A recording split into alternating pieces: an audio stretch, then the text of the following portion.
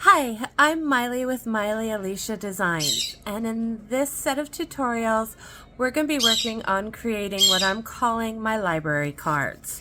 Our library cards are just like the old library cards, I'm aging myself, where we go to the card catalog and we'd have all of our information on the individual book. One side of the card will be the stitches that we are learning in this set of tutorials, and the other side of the card will have the printed step-by-step directions from my website.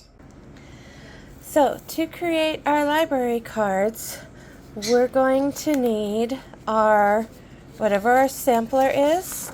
You're going to need your printed directions, a 3x5 card, a pair of scissors, and I'm going to use tape, though you could use a glue stick.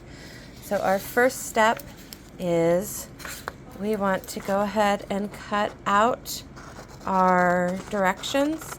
This box is slightly smaller than a 3x5 card, so it's all set up ready to print.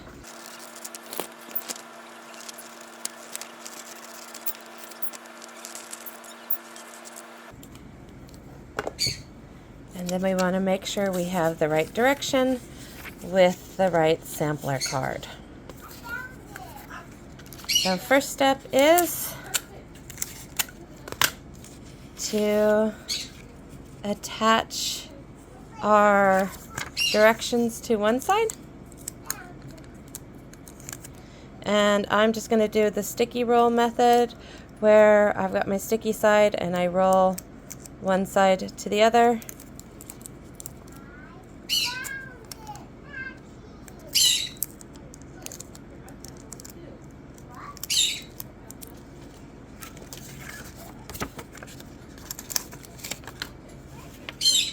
Does it matter which side you put it on? Nope. I'm just putting it on the white side so that I can handwrite running stitch up here at the top. And I'm going to do the same thing and tape my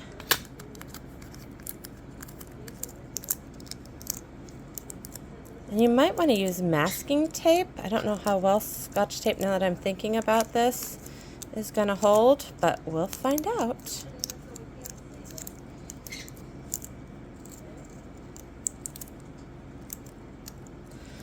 And then I'd like my running stitch at the top.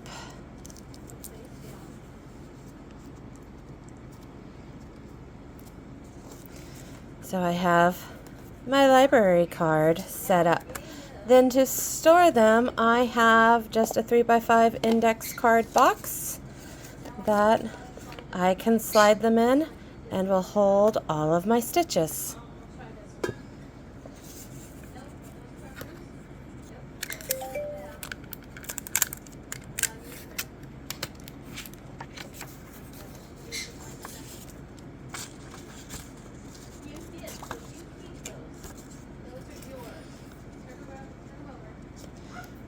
You could just simple tape and wrap around your directions. You just want to make certain that the set stays together.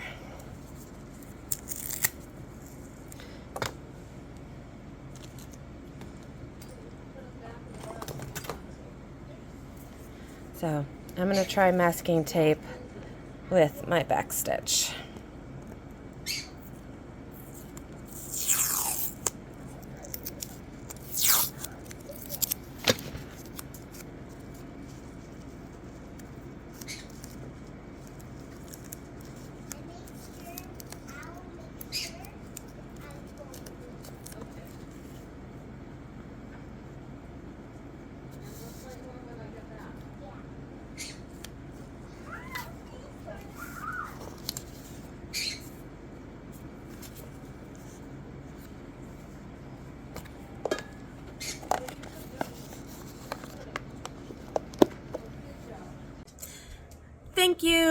will be adding more stitches to our stitch library. Please check back.